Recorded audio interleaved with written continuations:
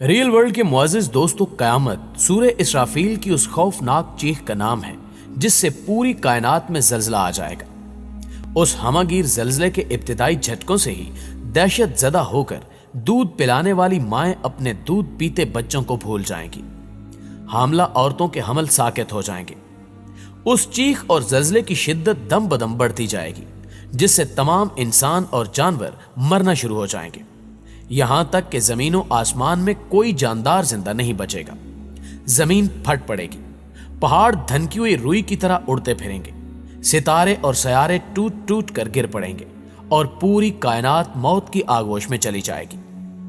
اس عظیم دن کی خبر تمام انبیاء کرام علیہم السلام اپنی اپنی امتوں کو دیتے چلے آئے تھے، مگر رسول اکرم محمد مصطفیٰ صلی اللہ علیہ وآلہ وسلم نے آ کر بتایا کہ قیامت قریب آ پہنچی ہے اور میں اس دنیا میں اللہ کا آخری رسول ہوں۔ لیکن قیامت کب آئے گی، اس کی ٹھیک ٹھیک تاریخ تو کجا، سال اور صدی اللہ کے سوا کسی کو معلوم نہیں۔ یہ ایسا راز ہے جو خالق کائنات نے کسی فرشتے یا نبی کو بھی نہیں بتایا۔ جبریل امین علیہ السلام نے رسول اللہ صلی اللہ علیہ وآلہ وسلم سے پوچھا تو ان کو بھی یہی جواب ملا کہ جس سے پوچھا جا رہا ہے وہ سائل سے زیادہ نہیں جانتا۔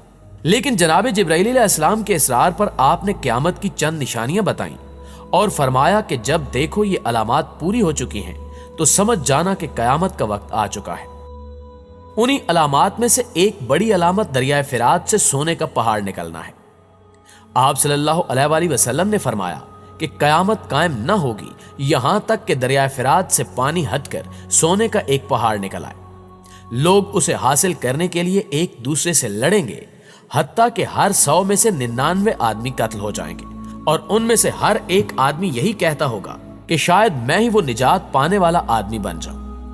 معزز دوستو، اس حدیث مبارکہ میں نبی اکرم صلی اللہ علیہ وآلہ وسلم نے دریائے فرات سے سونے کا ایک پہاڑ برآمد ہونے کی پیشگوئی فرمائی ہے، اور ہمارا یقین کامل ہے کہ قیامت سے پہلے ایسا ضرور ہوگا۔ زمانہ حال کے بعض لوگوں نے اس حدیث کی تشریح کرتے ہوئے سونے کے پہاڑ سے اس کا مجازی معنی مراد لیا اور کہا کہ اس سونے سے مراد معدنیاتی خزانہ ہے جو اس علاقے سے مسلمانوں کو ملے گا، جس پر قبضہ کرنے کے لیے ساری دنیا کے لوگ چڑھ دوڑیں گے اور خوب قتل و قتال ہوگا۔ ان علماء کرام کو یہ معنی مراد لینے کی ضرورت اس وقت محسوس ہوئی جب انہوں نے دیکھا کہ عراق تیل کی دولت سے مالا مال ہوا تو غیر مسلم طاقتیں اس پر چڑھ دوڑیں۔ لہٰذا یہ سب دیکھتے ہوئے کہ یہی وہ خزانہ ہے جس پر جنگ چھڑنے والی ہے، تو ان حضرات نے جلد بازی میں یہ فیصلہ کر لیا کہ یہ قیامت کی علامت پوری ہو گئی ہے، اور علامات قیامت کے بیان میں اسے ظہور مادی کا قریبی زمانہ قرار دیا جاتا ہے۔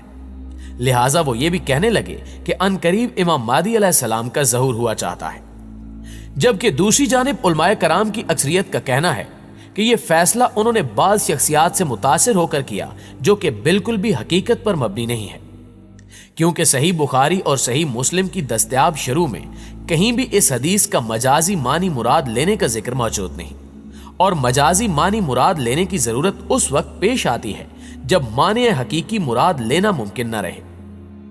علماء کرام کا مزید کہنا ہے کہ ظاہر ہے کہ سونے کے پہاڑ سے تیل کا کنواں مراد لینا مجازی معنی ہے اور سونے کا پہاڑ ہی مراد لینا حقیقی معنی ہے، اور اللہ تعالیٰ اس بات پر قادر ہے کہ دریائے فرات کا پانی خشک کر دے اور وہاں سے سونے کا پہاڑ برآمد ہو جائے، اور چونکہ نبی اکرم صلی اللہ علیہ وآلہ وسلم نے اس کی پیشگوئی فرما دی ہے، لہٰذا قیامت سے پہلے ایسا ہونا ضروری ہے۔ پیارے دوستو، قیامت سے پہلے جب سونے کا یہ پہاڑ ظاہر ہوگا اور لوگوں کو معلوم ہوگا کہ فلاں دریا سے پانی کی موجودگی کی بجائے سونے کا پہاڑ نکلا ہے، اور ظاہر ہے کہ یہ خبر ایسی نہیں ہے جو چھپی رہ جائے، تو ہر آدمی کی خواہش ہوگی کہ وہ اس سونے کے پہاڑ میں سے کچھ نہ کچھ لے اڑے۔ لہٰذا اس وقت ہر شخص کا رخ دریائے فرات کی جانب ہوگا۔ جو لوگ وہاں پہلے سے موجود ہوں گے وہ اسے اپنا حق قرار دیں گے، باہر سے آنے والے اپنے حصے کا مطالبہ کریں گے، مقامی لوگ وہ حصہ دینے سے انکار کر دیں گے۔ بات اتنی آگے بڑھ جائے گی کہ قتل و قتال کی نوبت آن پہنچے گی اور لوگ اسلحہ لے کر ایک دوسرے سے لڑ پڑیں گے۔ ہر ایک یہی سمجھ رہا ہوگا کہ میں بچ جاؤں گا اور یہ سارا خزانہ میرے قبضے میں آ جائے گا، میں اس کا مالک بن جاؤں گا، میرے دن پھر جائیں گے اور میں عیش کی زندگی بسر کروں گا۔ لیکن اس موقع پر اتنی شدید لڑائی ہوگی کہ ہر 100 میں سے 99 آدمی قتل ہو جائیں گے، اور اس خزانے کو پانے کی تمنا اپنے دل میں لیے دنیا سے رخصت ہو جائیں گے۔ عہد حاضر میں ترکی اور شام کے ممالک دریائے فرات پر جو بند تعمیر کر رہے ہیں اور اس کے قریب مختلف فیکٹریاں لگا رہے ہیں، اسی وجہ سے دریا میں پانی کی قلت پیدا ہو رہی ہے۔ عین ممکن ہے کہ یہ سونے کے پہاڑ کے ظہور کا پیش خیمہ ہو، اور اگر کوئی فرات کے قریب نکلنے والے تیل اور وہاں ہونے والی جنگوں کو اس حدیث کا مصداق بتاتا ہے تو وہ صریحاً غلطی پر ہے، کیونکہ کسی بھی ہونے والے واقعے پر اپنی مرضی سے کوئی حدیث چسپاں کر دینا بھی اللہ کے سخت عذاب کا موجب بن سکتا ہے۔ حدیث کے حساب سے نبی اکرم صلی اللہ علیہ وآلہ وسلم نے جو فرما دیا وہی ہوگا، یعنی سونے کا پہاڑ ظاہر ہو کر ہی رہے گا اور اس پر ایک بہت بڑی جنگ بھی ہو کر رہے گی۔ ناظرین گرامی، دریائے فرات کی لمبائی تقریباً 2900 کلومیٹر ہے اور ترکی کے مشرقی حصے سے شروع ہو کر عراق اور شام سے گزرتا ہے۔ فرات اور دجلہ دونوں ایک دوسرے کے متوازی ہیں۔ یہ دونوں دریا خلیج فارس کے نزدیک ایک دوسرے سے ملتے ہیں اور اس کے بعد سے اسے شط العرب کہتے ہیں۔ یہ سرزمین انسانی تہذیب کا مرکز رہی ہے۔ طول تاریخ میں مختلف تہذیبوں کو اس سرزمین میں ترقی حاصل ہوئی۔ مثال کے طور پر بابل کے قدیمی دارالخلافہ کی بنیاد بھی اسی دریائے فرات کے ساحل پر رکھی گئی تھی۔ بعض روایات کے مطابق فرات ایک مقدس اور بافضیلت دریا ہے جس میں بہشت کا پانی گرتا ہے اور ایک بابرکت دریا ہے، اور اگر نومولود بچے کے منہ میں آب فرات ڈالا جائے تو اس کے دل میں محبت اہل بیت آ جاتی ہے۔ حدیث میں ہے کہ فرات حضرت فاطمہ رضی اللہ تعالی عنہا کا حق مہر تھا، جبکہ ایک اور روایت میں فرات کو مومن اور بہشتی دریا کہا گیا ہے۔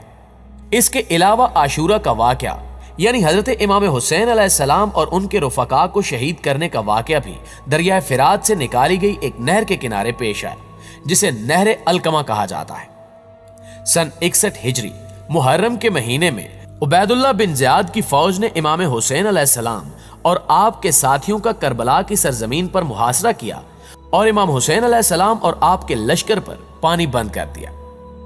دشمن امام حسین علیہ السلام پر پانی بند کر کے انہیں یزید کی بیعت پر مجبور کرنا چاہتا تھا، لیکن امام حسین علیہ السلام نے عبید اللہ بن زیاد کا یہ فیصلہ ہرگز تسلیم نہ کیا۔